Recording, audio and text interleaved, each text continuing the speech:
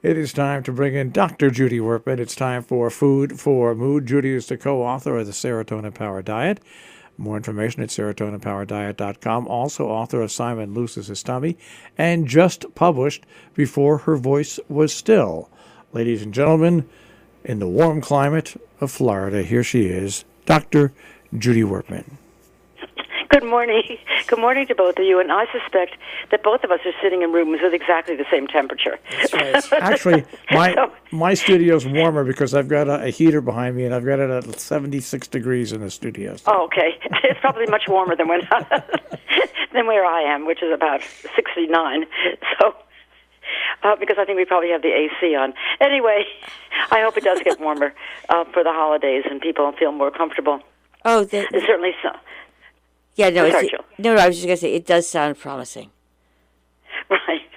Anyway, I realized when I sent the article to you, which is about how to deal with anxiety, that perhaps that wasn't the most timely article, as we are almost reaching the climax of the holiday season, but it occurred to me that people deal with anxiety-provoking situations all year long, and there's probably no better time or worse time to talk about what you do if you find yourself in a situation where you, in a sense, are helpless to affect the outcome of something, at least maybe even just temporarily.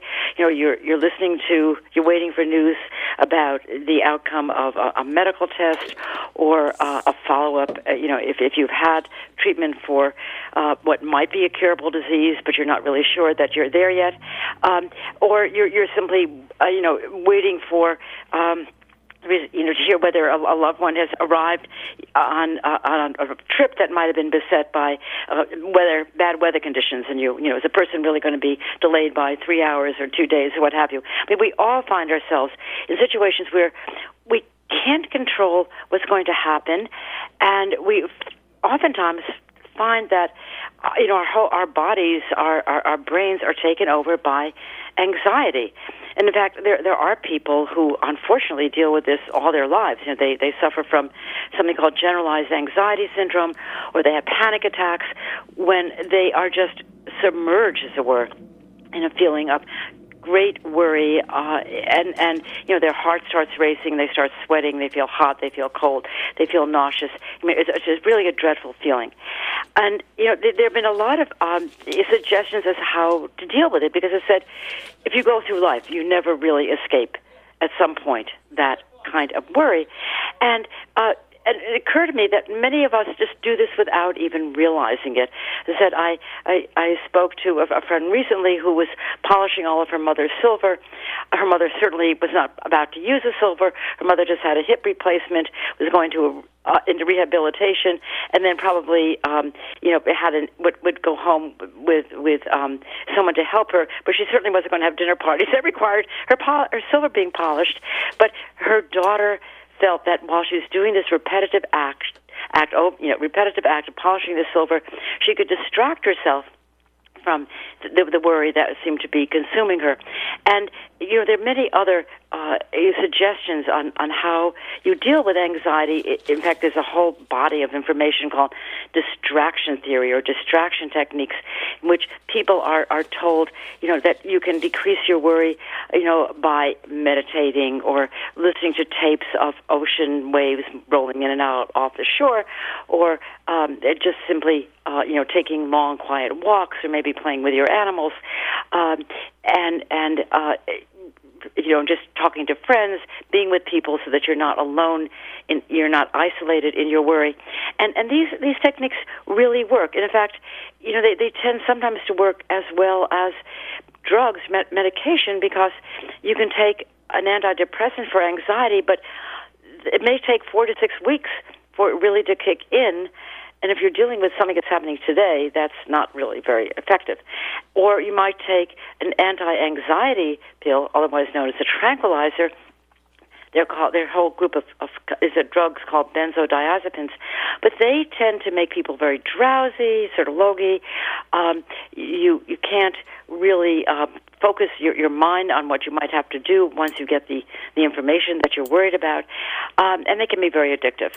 And so these techniques that I mentioned work, but the one technique that nobody ever mentions, of course, is something that you and I talk about all the time, and that's how about eating. Yeah, and not senseless, mindless, continual eating, but how about eating to make more serotonin, which of course is what the antidepressants work on, so that you feel calm enough so that you can actually sit down and meditate, or sit down and listen to a tape, or lie in bed and listen to a tape, or sit down quietly and listen to music. Why not put your brain in a quiet enough place simply by eating a small amount of carbohydrate, so then you can do the rest of these distraction techniques. Because people have been so brainwashed by the internet, which they're on constantly, by their device, which is vibrating in their hand all the time, that they can't put it down long enough they actually can't even find the information that says you can have a bite of carbohydrate and you might feel better. I'm dealing with five different. I actually it just happened to be coincidentally somebody called me yesterday for sort of phone consultation on his problem with weight loss. He said to me that he's been suffering from anxiety for a very long time, and Jill, he decided to go on a high protein diet because he thought he had gained some weight. He thought that this would be the best way to lose weight, and he said, something's really strange happening to me. I wake up in the middle of the night and I want to eat some sugar. Do you think that's something to do with the keto diet that I'm on? Yeah. I said, well, it could be, that you're depriving your brain of serotonin. You say you have anxiety. You're taking an antidepressant that's supposed to work on serotonin, but there isn't enough in your brain for it to work on. And then your brain is saying, hey, fella, if you ate some carbohydrates, maybe you'd make more serotonin. Maybe you'd feel better, less anxious, and you wouldn't be waking up every night. So go figure. No, I know, right, but Jill. it's just how does one simplify it? Listen, I have watched people do the stupidest, things this week that are guaranteed to not result in the outcome they allege to want. And it really is a matter of simplifying. You look at the situation. You need to make a right turn out of your driveway. You think? No, but it is staggering what people, what humans, whatever have created to make them unable to do that. And it's really about, sure, everything's advertised. Sure, there's a pill for it. But why don't you strip it down to the simplest possible? Do you know how many people do not realize that weight gain is a side effect of these pills? It is jaw-dropping. Yes, you wonder where they're getting the information from and who's putting it out there for them to read. And but you're absolutely right. I got something in my email from, I don't know why I'm on the mailing list because I keep trying to get off of it. Some clinic around here is doing deep brain stimulation for food cravings. I'm thinking, if you have electrodes stuck in your brain, you probably won't be able to go to the donut shop. Yeah, you won't. But I don't think that's what they were planning on advertising. No, I know. And but it's just relentless. Here's the deal. It's people think that if they see, for example, they go on a site or something and there's 20% discount today. It's automatic. It's no one thinks discounted. But I think people should just, if they can get back to their natural instincts. I mean, we were born with a brain and a body that, has functioned very well for millennia. And, if you can just get back to what your body wants you to do, if you find that you are doing something repetitive, like the polishing silver, fine, go polish my silver too, whatever I have.